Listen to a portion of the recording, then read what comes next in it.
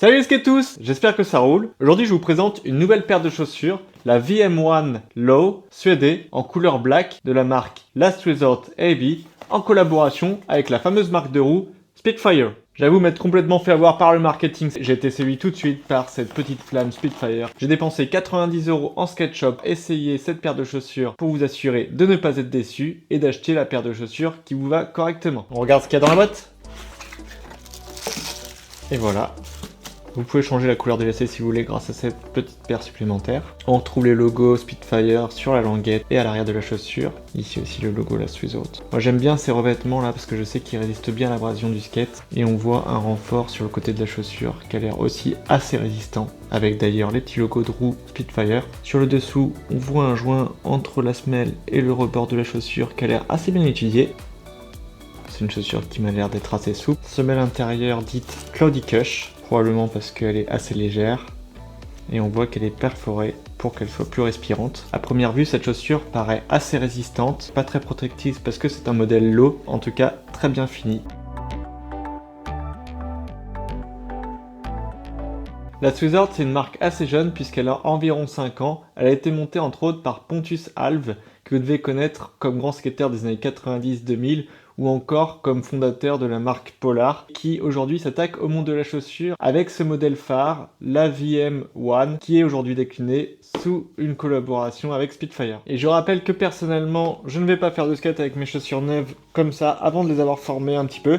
C'est pour ça que je prends soin de marcher avec quelques temps avant pour qu'elles soient faites à mon pied et pour avoir aucun mal à skater avec tout de suite après. Et c'est parti pour quelques heures de marche, le temps que mes chaussures de skate actuelles s'usent. Je vais poncer celle-là en ville, en mode casual, et puis je vous dirai ce que j'en pense. Voilà, c'était assez rapide. Après un mois de marche, je m'apprête à aller les skater. Ce qu'il faut que je vous dise, c'est qu'à l'essayage, j'avais remarqué qu'elles étaient un peu raides au bout là, parce qu'en fait elles sont levées comme ça. Donc si vous avez le pied un peu large comme moi, vous allez sentir qu'elles vous serrent comme ça dès l'essayage. Et en fait, sachez que ça ne passe pas, même en marchant un peu avec. Voyons voir maintenant si après quelques heures de skate et un peu de temps, ça s'assouplirait pas un petit peu. Allez, c'est parti.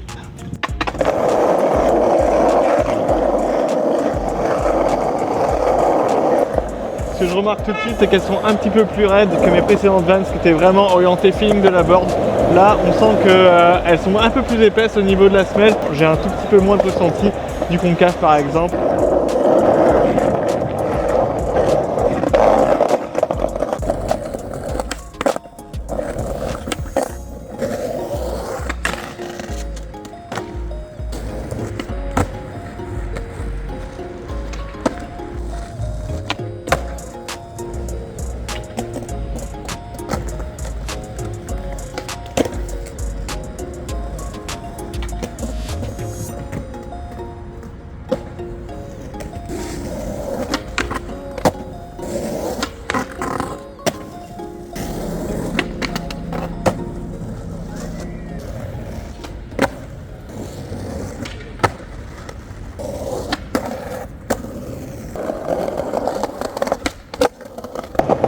Débrief après 2 premières heures de skate, ces chaussures en réalité elles sont plus renforcées que ce que je pensais, elles sont vraiment rigides. On peut dire que la semelle elle doit être assez épaisse. Je suspectais pas vraiment parce qu'elles ont un design low et assez léger. Je les sens encore un peu serrées ici et au début la première heure de skate clairement j'ai eu du mal à m'y faire parce que je sentais pas du tout mon skate sous mes pieds. Je sens pas mon tel, donc il y a un petit temps d'adaptation. J'arrivais pas du tout à faire un seul trick au début et puis ensuite j'ai commencé à m'y faire. Et j'ai fini par rentrer les basiques. Aussi, même pour des lows, je trouve qu'elles servent vraiment pas du tout ici. Donc c'est lâche, même si elles sont ajustées pour mes pieds. J'ai vraiment pris la bonne taille, je pense. Mais là, il faut faire attention. Voilà ce que ça donne après les 2 premières heures de skate. Voilà le pied gauche et le pied droit. Je vais vous faire suivre au fur et à mesure l'usure de ces chaussures. Mais en attendant, je vais mettre un petit peu de chougou, de la ripière comme d'habitude, pour les protéger là où c'est déjà un petit peu usé.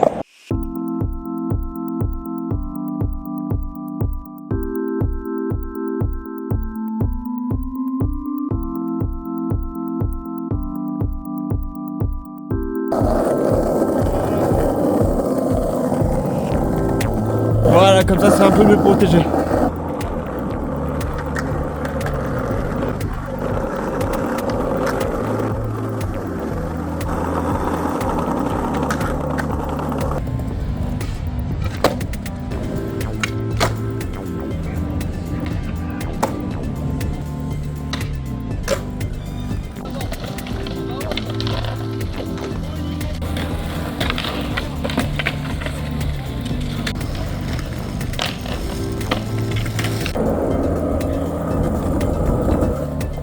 C'est après une dizaine d'heures de skate que les chaussures commencent à se détendre. J'ai plus l'impression d'être trop serré au bout du pied et maintenant je peux refaire tous mes tricks comme d'habitude.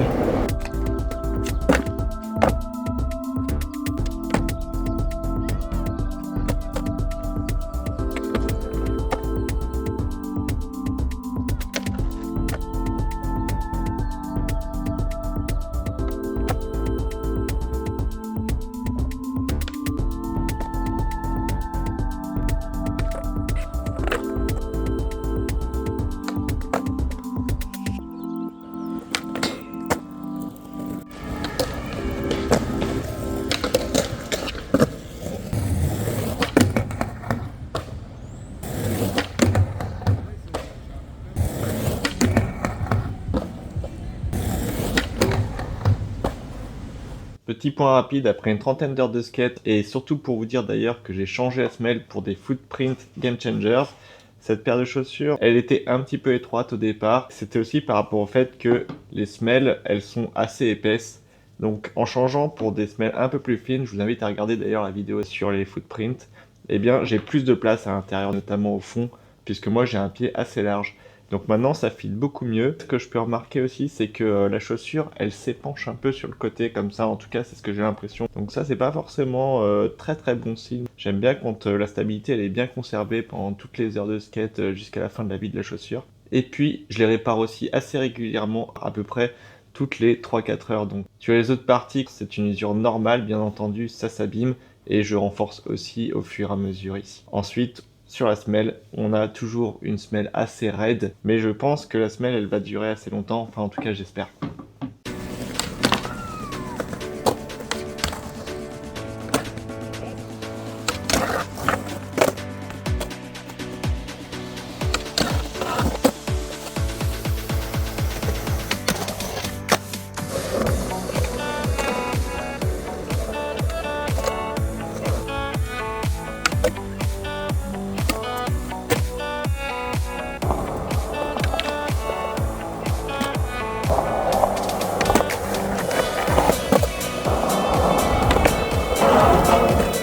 Petit débrief après plus d'une centaine d'heures de skate avec ces chaussures sur une période d'environ 6 mois. Vous voyez ici l'usure qu'elles ont subie sur le pied gauche, sous la semelle, sur le pied droit, sous la semelle ici. Et je vous ai préparé un petit accéléré de l'évolution de cette usure.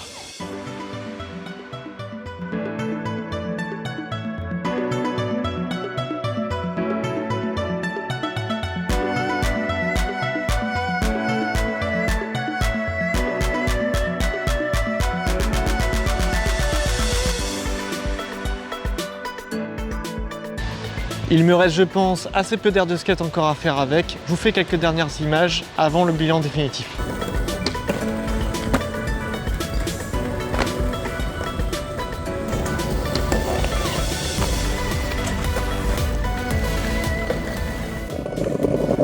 Après 114 heures de skate exactement, c'est la fin de ce test sur les Last Resort VM1. Et en débrief final, je dirais que c'est des chaussures assez confortables, très légères, mais pas très résistantes en réalité. Donc si vous recherchez du design, du look, clairement elles sont super chouettes, elles fonctionnent bien, elles amortissent un petit peu mais pas trop.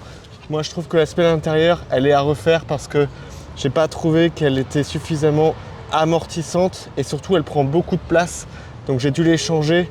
J'étais à l'étroit en plus à l'intérieur, donc j'étais beaucoup mieux avec des semelles un peu plus souples, un peu plus fines dans la chaussure.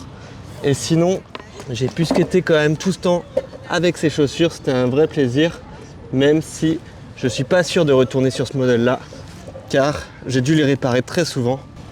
On voit l'évolution de la semelle en dessous et là clairement c'est irrécupérable parce que je passe mon temps à les réparer.